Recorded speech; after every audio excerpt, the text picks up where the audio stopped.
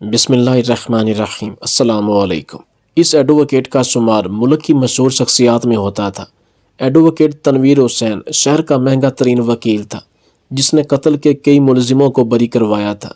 एक बेवा की 14 साला बेटी को 3 लड़कों ने ज्यादती के बाद कत्ल करके नहर में फेंक दिया था। तफ्तीश करने के बाद पुलिस ने इन 3 मुजरिमों को गिरफ्तार किया। लड़कों के वारसों ने तनवीर हुसैन से रब्ता किया तो इसने वारसों को तसल्ली दे के आपके बच्चों को कुछ नहीं होगा, जवानी में बच्चों से अक्सर ऐसा हो जाता है, मैं इनको रिहा करवा लूंगा। वकील साहब ने मुजरिमों के वारसों से 60 लाख रुपए लेकर अदालत में इन लड़कों को बेगुनाह साबित किया और बरी करवाया। केस की कामयाबी के बाद वो अदालत से वापस जा रहे थे कि बेवा इसके सामने आई और फिर बेवा ने झोली उठाकर वकील साहब को बद्दुआएं देना शुरू की। वकील साहब ने मुस्कुराकर कहा कि आज बद्दुआएं देने का कोई फायदा नहीं, क्योंकि मौसम काफी खराब है, तेरी बद्दुआ पहले आसमान से ही वापस आ जाएगी। इसने बेवा पर तंज करते हुए कहा कि जब अपनी बेटी की इज्जत की हिफाजत नहीं कर सकती तो इसे जन्म क्यों दिया। बेवा औरत रोती हुई घर वापस गई और अपनी छोटी बेटी का गला दबाकर खुद भी खुदकुशी कर ली। 12 साल बाद वकील की बेटी की शादी हुई तो तनवीर हुसैन को शुरू में ही वकील बनने का बहुत शौक था। इसके गांव में एक वकील था जिसकी बड़ी सी गाड़ी थी और एक बंगला भी था। पूरे गांव में इस वकील की लोग बहुत इज्जत करते थे। तनवीर हुसैन शुरू से ही इससे बहुत ज़्यादा मुतासर था। शुरू में ही जिस खानदान में इसने आंखें खोली थी वो एक गरीब खानदान था। तनवीर हुसैन का बाप इसी वकील के घर में मुलाजिम था। एक दिन ऐसे ही इसने अपने बाप से पूछा कि वकील साहब के पास इतनी मालो दौलत कैसे है। इसके बाप ने तनवीर हुसैन को बताया, बेटा, वकील साहब अपने क्लाइंट का केस लड़ते हैं और अपनी महारत से वो केस जीत जाते हैं। तनवीर हुसैन बाप से कहने लगा कि मैं भी बड़ा होकर वकील बनूंगा। इस पर इसके बाप ने तनवीर हुसैन को नसीहत की कि बेटा, मैं जिंदा रहूं या ना रहूं, मगर मेरी एक नसीहत याद रखना और इसको अपने पल्ले बांध लेना। हमेशा मजलूमों का साथ देना। जालिम का साथ देने वाला खुद भी जालिम होता है और जुल्म का अंजाम बुरा होता है। मैंने इस वकील के बारे में सुना है कि ये हर उस शख्स का साथ देता है जिसके पास पैसा हो, और वो हक पर हो या ना हो, इस बात की ये परवाह नहीं करता। मैं तुमसे इल्तिजा करता हूँ कि ऐसा मत बनना। इसने अपने बाप से वादा किया कि मैं हमेशा मजलूमों का साथ दूंगा। इसके बाप ने तनवीर हुसैन को समझाने के लिए गांव के चौधरी की मिसाल दी। जब एक दिन गांव के गरीब किसान की बकरियां चौधरी की जमीन में चली गई, चौधरी के मुलाजमों ने इसे बताया कि नजदीक की बकरियां आज भी हमारी फसलों में चली गई हैं। ये सुनकर चौधरी को बहुत गुस्सा आया। इसने अपनी गाड़ी निकाली और अपनी जमीनों की तरफ रवाना हुआ। इसकी गाड़ी में 2 शिकारी कुत्ते भी थे। वहां जाकर चौधरी ने किसान की बकरियों पर शिकारी कुत्ते छोड़ दिए।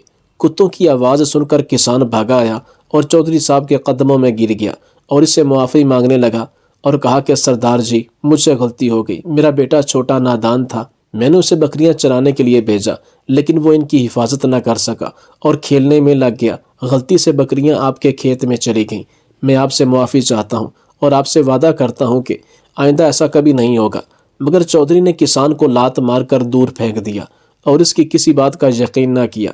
शिकारी कुत्ते बेचारी बकरियों पर हमला करते रहे। 4 से 5 बकरियां मौका पर ही हलाक हो गई, जबकि काफी तादाद में किसान की बकरियां जख्मी हुई थी। चौधरी वहां से वापस चला गया। मास्टर जी को जब इस वाकया का पता चला तो ताज़ियत करने के लिए किसान के पास आया और कहा, कब तक इन वडेरों के जुल्म को बर्दाश्त करते रहोगे? चलो मेरे साथ पुलिस स्टेशन, हम चौधरी के खिलाफ रिपोर्ट दर्ज करवाते हैं।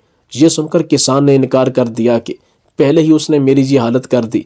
अगर चौधरी को इस बात का पता चल गया कि मैं पुलिस स्टेशन गया था तो वो तो मुझे जिंदा नहीं छोड़ेगा। लेकिन मास्टर साहब ने किसान से कहा कि आज अगर तुम इस जालिम वडेरे के सामने खड़े ना हुए तो कोई भी नहीं होगा। अगर आज तुम चले गए तो कल को बाकी गांव वालों में भी ये शऊर पैदा होगा कि हम कोई भेड़ बकरियां नहीं हैं कि कोई अपनी मर्जी से हम पर कैसे हुक्मरानी कर सकता है। हम भी खुदा की मखलूक है और आज़ाद है।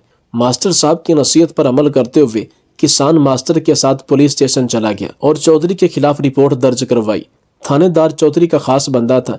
इसने चौधरी के खिलाफ रिपोर्ट दर्ज की, फिर किसान से कहा कि आप बेफिक्र होकर घर चले जाए, मैं चौधरी के खिलाफ सख्त एक्शन लूंगा और हम इसके खिलाफ सख्त से सख्त कार्रवाई करेंगे। लेकिन मास्टर साहब और किसान जैसे ही पुलिस स्टेशन से बाहर निकले तो पीछे से थानेदार ने चौधरी को फोन किया और कहा कि आपके गाँव के 2 बाशिंदे आपकी शिकायत लेकर हमारे पास आए थे। चौधरी के पूछने पर थानेदार ने बताया कि एक मास्टर था और एक किसान था जिसकी बकरियां शायद आपके कुत्तों ने जख्मी की थी। یہ سن کر چودھری کو بہت غصہ آیا۔ اس نے ماسٹر صاحب اور کسان کو سبق سکھانے کا فیصلہ کیا۔ سب سے پہلے اس نے ماسٹر صاحب کا ٹرانسفر دور کے علاقے میں کروایا، مگر ٹرانسفر کروانے سے پہلے اس نے ماسٹر صاحب کی خوب پٹائی کی۔ اپنے ملازموں سے کہا کہ ماسٹر صاحب کا منہ کالا کر کے اس کو گدھے پر بٹھاؤ اور پورے گاؤں کی سیر کرواؤ۔ بیچارہ ماسٹر گدھے پر بیٹھ کر بے بس ہو کر آنسو بہا رہا تھا، لیکن اس کی کوئی مدد نہیں کر رہا تھا۔ حالانکہ وہاں ماسٹر صاحب کے طالب علم بھی تھے جو سر جھکائے کھڑے تھے اور صرف تماشا دیکھ رہے تھے۔ اس کے بعد چودھری نے ماسٹر صاحب سے کہا، او ماسٹر دیکھ اپنے علم کی کرامات، گاؤں کے آدھے نوجوان آپ سے تعلیم حاصل کر چکے ہیں، لیکن آپ کو اس حالت میں دیکھ کر وہ تمہاری مدد نہیں کر سکتے، اور باقی لوگوں کی طرح یہ سب بھی تماشا دیکھ رہے ہیں۔ تو جیسے ماسٹر صاحب کے علم کی کوئی قدر نہیں، بس پیسہ اور طاقت کا کھیل ہے۔ میرے پاس پیسہ ہے اور طاقت، اور اسی طاقت سے میں پورے گاؤں کو خرید سکتا ہوں۔ نہ صرف گاؤں کو خرید سکتا ہوں بلکہ ان کی غیرت اور ان کے ضمیر کو بھی خرید سکتا ہوں۔ گاؤں والے میرا کچھ نہیں بگاڑ سکتے۔ اس کے بعد چودھری نے ماسٹر صاحب کو گاؤں سے نکال دیا۔ ماسٹر صاحب نے جاتے وقت گاؤں والوں سے آخری خطاب کیا اور کہا کہ جس طرح آج تم لوگوں نے میرا تماشا دیکھا، کل ایک ایک کر کے سارے ایک دوسرے کا تماشا دیکھو گے۔ ظالم کے خلاف آپ سب جتنی دیر سے کھڑے ہوں گے اتنا ہی زیادہ تم لوگوں کو نقصان ہوگا۔ اس واقعے کے بعد کوئی استاد اس گاؤں میں پڑھانے کے لیے نہ آیا اور کئی سالوں سے وہ ویران پڑا رہا۔ تنویر حسین نے جب یہ سنا تو باپ سے پوچھا، تو پھر چودھری کا انجام کیا ہوا؟ اس کے والد نے بتایا کہ کچھ عرصے بعد چودھری کو فالج کا اٹیک ہوا تھا۔ اس کے علاوہ وہ ایک ایسی بیماری میں مبتلا ہو چکا تھا جس کی وجہ سے وہ پانی بھی نہیں پی سکتا تھا۔ حالانکہ وہ پیاسا ہوتا تھا، لیکن جب بھی وہ پانی پیتا تو پانی سیدھا پیٹ میں جمع ہو جاتا اور اس کا پیٹ پھول جاتا اور اسے شدید درد ہوتا۔ بیٹا، میں نے وہ دور بھی دیکھا ہے جب چودھری کا اس پورے گاؤں میں راج اور دبدبا تھا۔ کوئی شخص چودھری کے خلاف بول نہیں سکتا تھا۔ جو بھی چودھری کے سامنے بولنے کی کوشش کرتا تو وہ اسے سبق سکھاتا اور اس پر ایسا ظلم کرتا کہ وہ دوبارہ چودھری کے خلاف کھڑا نہ ہو پاتا۔ مگر میں نے اپنی آنکھوں سے اس کا انجام بھی دیکھا۔ اس کا عبرتناک انجام دیکھ کر ہر کوئی اپنے کانوں کو ہاتھ لگاتا تھا۔ مال و دولت ہونے کے باوجود وہ نہ کچھ کھا سکتا تھا اور نہ ہی پی سکتا تھا، جبکہ وہ زندہ تھا، لیکن خوراک کی نالیوں کے ذریعے غذا پہنچتی تھی اور وہ تڑپتے ہوئے بستر پر 5 سال تک زندہ رہا۔ موت اس سے روٹھ چکی تھی، حالانکہ وہ موت مانگتا تھا۔ اس کے درد کی آوازیں پورا گاؤں سنتا اور سارے گاؤں والے یہی دعا کرتے تھے کہ یہ کب مرے گا تاکہ ہم چین کی نیند سو سکے۔ لہٰذا میں تمہیں بھی یہ نصیحت کروں گا، کبھی ظالم مت بننا، نہ ہی ظالم کا ساتھ دینا، کیونکہ ظالم کا ساتھ دینے والا بھی ظالموں میں ہی شمار ہوتا ہے۔ تنویر حسین نے اپنے باپ سے وعدہ کیا کہ میں ہمیشہ مظلوموں کا ساتھ دوں گا۔ LLB کرنے کے بعد وہ ایک کامیاب وکیل بن گیا۔ تھوڑے ہی عرصے میں اس نے شہرت کما لی، اتنی شہرت کہ پورا شہر اس کے نام سے واقف تھا۔ غریب فیملی کا یہ بچہ شہرت ہضم نہ کر پایا اور زمین پر ایسے چلتا تھا جیسے پوری زمین اس کی ہے۔ نہ صرف اکڑ کر چلتا بلکہ اس کے لہجے میں بھی تکبر اور غرور سب کو نظر آتا تھا۔ وہ جانتا تھا کہ وہ ہر کیس جیت جاتا ہے۔ جب حد سے زیادہ شہرت ملی تب وہ اپنے باپ کی وہ نصیحت بھول چکا تھا جو اس کے باپ نے مرنے سے پہلے اسے کی تھی۔ باپ زندہ ہوتا تو شاید اب بھی اپنے بیٹے کو نصیحت کرتا کہ تو غلط راستے پر ہے، انجام سے ڈرو جس انجام سے ہم سب بے خبر ہیں۔ مگر چونکہ اس کا باپ دنیا سے وفات پا چکا تھا، لہٰذا اب وہ کھل کر پیسہ کمانے لگا۔ راولپنڈی کی عدالتوں میں لوگوں کی سب سے بڑی ترجیح ایڈووکیٹ تنویر حسین ہوا کرتا تھا۔ وہ اپنے کسٹمر سے لاکھوں کی فیس لیتا۔ وقت گزرنے کے ساتھ ساتھ اس کا ریٹ بڑھ رہا تھا۔ اس کی فیس وہی لوگ افورڈ کر سکتے تھے جو زیادہ پیسہ کمانے والے تھے۔ جنہوں نے اپنا پیسہ ناحق طریقے سے کمایا تھا وہ قتل کے ملزموں کو ہی نہیں بلکہ مجرموں کو بھی باعزت بری کروا لیا کرتا تھا۔ تنویر حسین کے ہوتے ہوئے شہر کے مجرم سینہ تان کر دندناتے پھرتے تھے۔ انہیں اب کسی قسم کا کوئی خوف نہیں تھا۔ وہ جانتے تھے کہ وہ آزاد ہو ہی جائیں گے، کیونکہ تنویر حسین کو پیسہ دے کر وہ کیس جیت جاتے تھے۔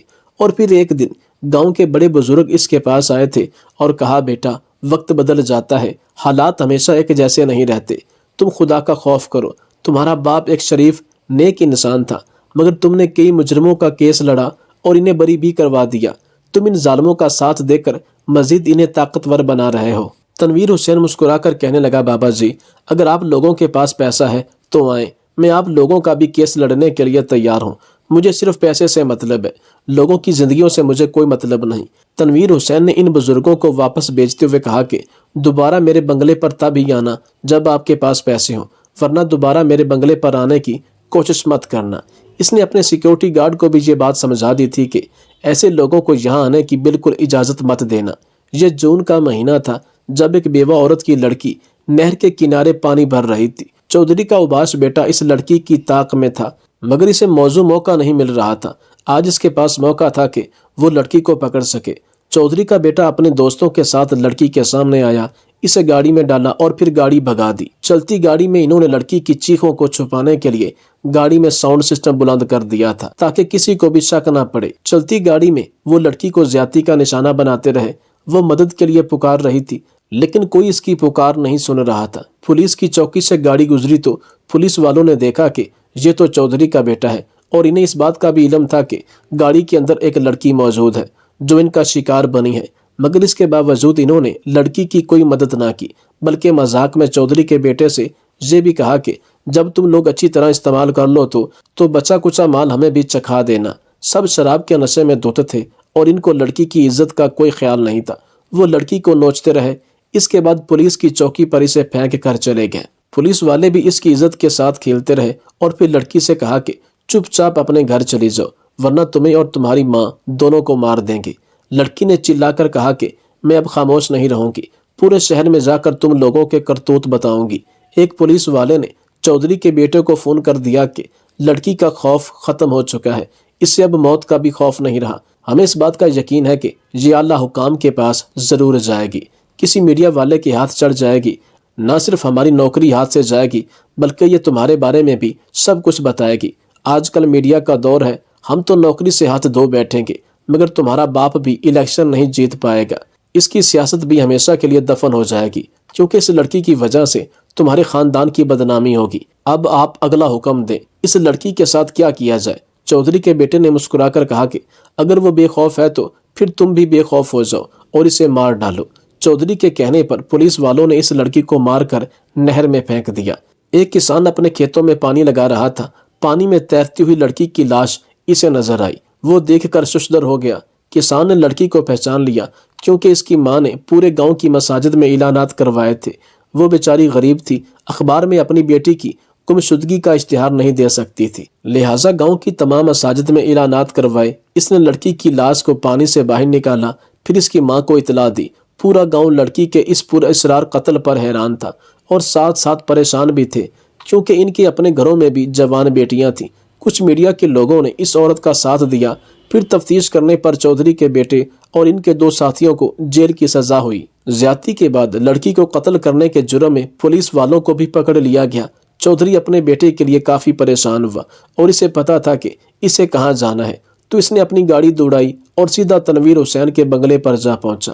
چودھری کہنے لگا، بچے سے غلطی ہوئی ہے، جوانی میں اکثر ایسا ہو جاتا ہے، اب جیسے ہی وہ جیل سے آزاد ہوگا تو میں اس کی فوراً شادی کر دوں گا تاکہ دوبارہ ایسی غلطی نہ کرے۔ یہ سن کر تنویر ہنسنے لگا اور کہا، چودھری صاحب فکر مند ہونے کی کوئی ضرورت نہیں، 60 لاکھ میں آپ لوگوں کا کام ہو جائے گا۔ تنویر حسین نے اس چودھری کے بیٹے کا کیس لڑا اور اپنی چالاکی سے وہ کیس جیتنے میں کامیاب ہو گیا۔ قتل کا جھوٹا الزام اسی کسان پر لگا دیا گیا جو اکثر اس نہر سے اپنی زمینوں میں پانی لگاتا تھا۔ بیٹے کی رہائی پر چودھری نے تنویر حسین کو گلے لگایا اور اسے اپنے گھر پر دعوت دی اور کہا کہ بیٹے کی رہائی کی خوشی میں آج جشن کا اہتمام ہوگا، آپ کو بھی خصوصی دعوت دی جاتی ہے۔ تنویر حسین خوشگوار موڈ میں عدالت کے دائرے سے باہر آ رہا تھا کہ وہ بیوہ عورت تنویر حسین کے سامنے آئی اور کہا کہ خدا کا خوف کرو، میری مظلوم بیٹی کے قاتل پکڑے جا چکے تھے، بجائے ان کو پھانسی کے پھندے پر لٹکانے کے تم نے ان کو رہا کروایا۔ یاد رکھنا تمہارا انجام بہت برا ہونے والا ہے اور مجھے اس بات کا یقین ہے۔ تنویر حسین نے اسے کہا کہ بڑھیا اپنے راستے پر چلی جا، راستہ مت روک۔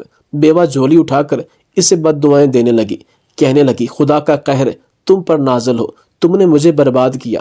تنویر حسین نے اس بیوہ عورت کا مذاق اڑایا اور کہا کہ مجھے بد دعا دینے کی ضرورت نہیں، اور تمہاری بد دعا پہلے آسمان سے ہی واپس آ جائے گی، کیونکہ آج موسم کافی خراب ہے اور آسمان بھی صاف نہیں ہے۔ بیوہ عورت روتی ہوئی واپس جانے لگی تو تنویر حسین نے جاتے جاتے ایک اور اس پر طنز کیا اور کہا کہ اگر عزت کی حفاظت نہیں کر سکتی تو اسے جنم کیوں دیا؟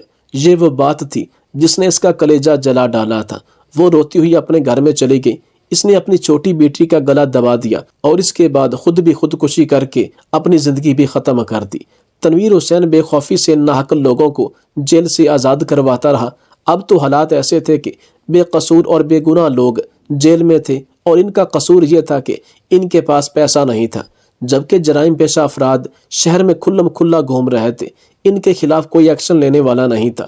وقت گزرتا گیا اور تنویر حسین کے برے وقت کا اس وقت آغاز ہوا جب اس نے شادی کی۔ جس عورت سے اس نے شادی کی دوسرے دن وہ گھر سے بھاگ چکی تھی۔ میڈیا پر یہ خبریں چلنے لگیں کہ مشہور وکیل کی بیوی اسے دھوکہ دے کر شادی کے دوسرے دن ہی گھر سے بھاگ گئی۔ تنویر حسین اپنی بیوی سے بدلہ لینا چاہتا تھا۔ یہ موقع تھا جب اس نے جرائم پیشہ افراد کا سہارا لیا جن کو یہ جیل سے بری کرواتا تھا۔ کچھ گنڈوں کی مدد سے وہ اپنی بیوی کو بازیاب کرانے میں کامیاب ہوا۔ بیوی اور اس کے یار کو ایک فلیٹ سے گرفتار کیا گیا۔ تنویر حسین نے اس شخص کو مروا دیا جبکہ اپنی بیوی کو مار کر اندھے کنویں میں ڈال دیا۔ اسے آج بھی اپنی طاقت پر غرور تھا۔ آج بھی وہ یہی سمجھتا تھا کہ اس کے ساتھ بے وفائی کرنے کا انجام صرف موت ہے، مگر وہ بھول چکا تھا کہ اس کی عمر گزرتی جا رہی تھی۔ ہر آنے والے دن کے ساتھ وہ کمزور ہو رہا تھا۔ کچھ عرصہ بعد اس نے دوسری شادی کی۔ اپنی بیوی کو پہلی بیوی کے بارے میں بتایا کہ اس نے مجھے دھوکہ دینے کی کوشش کی تھی اور اس کا انجام بھی بتایا۔ وہ اس لیے تاکہ دوسری بیوی گھر چھوڑنے کی جرت نہ کرے۔ خوف کی وجہ سے دوسری بیوی نے گھر سے بھاگنے کی بالکل کوشش نہ کی، لیکن وہ کب تک مکافات عمل سے بچ سکتا تھا۔ اس کی پہلی اولاد بیٹی تھی۔ بیٹی جب جوان ہوئی تو اس نے باپ کا منہ کالا کیا اور گھر سے بھاگنے کے ساتھ ساتھ نقدی اور کافی سارے زیورات لے کر گئی۔ بیٹی کے بھاگنے کے بعد اس نے اپنی بیوی کو تشدد کا نشانہ بنایا اور اسے قصوروار ٹھہرایا کہ تمہاری تربیت میں خامی تھی۔ بیوی نے روتے ہوئے کہا کہ میری تربیت میں کون سی خامی تھی؟ بات دراصل یہ ہے کہ آپ نے اپنے بچوں کو حرام کھلایا، پیسے کی خاطر مظلوموں کی بجائے ظالموں کا ساتھ دیا اور انہیں جیل سے آزاد کروایا۔ آپ کیسے سمجھ سکتے ہیں کہ ناجائز کمائی سے آپ اپنے بچوں کی اچھی تربیت کر سکتے ہیں اور آپ کی اولاد نیک ہو جائے گی؟ بیوی کے یہ الفاظ اس سے برداشت نہ ہوئے۔ یہ پہلی بار تھا جب بیوی اس کے سامنے بولی اور اسے اس کا اصلی چہرہ دکھایا۔ اس نے اپنی بیوی کو اتنا مارا کہ زخموں کی تاب نہ لاتے ہوئے وہ دنیا سے چل بسی۔ بڑی ہی چالاکی سے اس نے اپنے اس جرم کو بھی چھپا لیا۔ اس کے 2 بیٹے اور 2 بیٹیاں جب بڑی ہوئیں تو باپ کے ساتھ رہنے کی بجائے انہوں نے دوری اختیار کی۔ ایک بیٹی گھر سے بھاگ چکی تھی، دوسری بیٹی کا بھی حادثہ ہوا اور وہ بھی مر گئی۔ تیسری بیٹی کی شادی اس نے جاگیردار کے اسی بیٹے سے کی تھی جس نے بیوہ عورت کی بچی کو بے آبرو کیا تھا۔ بیٹی کبھی بھی اپنے باپ کے گھر نہ آئی اور اپنے باپ کو بد دعائیں دینے لگی کہ اس نے اس ظالم شخص کے ساتھ میری شادی کیوں کی۔ بیٹے شادی کر کے امریکہ میں سیٹل ہو گئے، مڑ کر کبھی باپ کی خیریت دریافت تک نہ کی۔ تنویر حسین اب بوڑھا ہو چکا تھا اور اتنے بڑے بنگلے میں وہ ملازموں کے درمیان اکیلا رہ رہا تھا۔ پچھلے دنوں ان کا بڑا بیٹا بیوی بچوں کے ہمراہ اپنی سالی کی شادی پر پاکستان آیا تھا۔ رشتہ داروں نے اسے شرمندہ کر کے اپنے والد صاحب سے ملنے کے لیے مجبور کر دیا اور وہ اپنے بیوی بچوں کے ہمراہ باپ کے ساتھ ملنے کے لیے گھر چلا آیا۔ اس کے باپ کے کمرے سے شدید بدبو آ رہی تھی کیونکہ رات کو وہ ٹوائلٹ نہیں جا پاتا تھا۔ ملازمین کو آواز دیتا تو وہ انسنی کر دیتے اور یوں پیشاب بستر پر ہی نکل جاتا۔ بستر دھونا تو دور کی بات، ملازمین بستر بدلنا بھی مناسب نہیں سمجھتے تھے۔ یوں وکیل صاحب اسی بدبودار گیلے بستر پر زندگی گزار رہے تھے۔ جب اس کا بیٹا کمرے میں داخل ہوا تو ناک پر رومال رکھ کر بنا باپ سے ملے واپس مڑ گیا، کیونکہ وکیل صاحب کی بینائی جا چکی تھی اور وکیل صاحب کو اب کچھ نظر نہیں آتا تھا۔ لہٰذا اس کا بیٹا باہر گیا اور سیکیورٹی گارڈ کو کچھ سمجھایا اور کمرے کے اندر داخل کیا۔ خود ناک پر رومال رکھے دروازے کی دہلیز پر کھڑے ہو کر باپ کو سلام کیا اور اپنی جگہ ملازم کو آگے بڑھا دیا۔ ملازم نے جا کر بوڑھے وکیل کو گلے سے لگایا اور بوڑھا بیچارہ نوکر کو ہی اپنا بیٹا سمجھ کر چومتا رہا۔ بعد ازاں بیوی بچوں کی باری آئی تو بیوی بچے بھی اسی طرح دروازے کی دہلیز پر کھڑے رہے اور ملازمہ، اس کے بچے، وکیل صاحب کی بہو اور پوتے پوتیاں بن کر ان کو ملتے رہے۔ وکیل صاحب انہیں اپنا خون سمجھ کر دعائیں دیتے رہے۔ زیادہ سے زیادہ 10 منٹ وکیل کا بیٹا اور بہو گھر میں رکے اور پھر نکل گئے۔ نہ انہوں نے جاتے ہوئے باپ کو الوداعی نظروں سے دیکھا، نہ ہی کوئی بات کی۔ جن لوگوں کو وہ بہو بیٹا پوتے پوتیاں سمجھ رہا تھا وہ در حقیقت ان کے گھر کے ملازمین تھے، کیونکہ ان کے بیٹے تو باپ کے قریب جانا بھی مناسب نہیں سمجھتے تھے۔ بیٹے کے اس کو نہ اپنانے میں کسی اور کا نہیں بلکہ وکیل صاحب کا اپنا ہی ہاتھ تھا۔ اس کہانی سے سب سے پہلی چیز یہ سمجھ آئی کہ مال اور اولاد آزمائش اور فتنہ کیسے بنے۔ دوسری چیز یہ سمجھ آئی کہ پیشہ کوئی بھی ہو مگر ظالم کا ساتھ کبھی نہ دو۔ تیسری بات یہ سمجھ آئی کہ اپنی اولاد کو رشتوں سے محبت اور دوسروں کا احترام کرنا سکھاؤ۔ ان کے دل میں کبھی دولت اور عہدے کی لالچ پیدا نہ کرو۔ یقیناً یہ تینوں کام وکیل صاحب نے نہ کیے، مگر میری خواہش ہے کہ اس واقعہ کو پڑھنے اور سننے والے ضرور اس حقائق کا خیال رکھیں قبل اس کے کہ بہت دیر ہو جائے۔ وکیل صاحب کا وقت اب گزر گیا مگر ہمارا اور آپ کا وقت ابھی موجود ہے، لہٰذا اپنی اور اپنی ذات سے جڑے لوگوں کو ان چیزوں کے بارے میں ضرور آگاہ کریں۔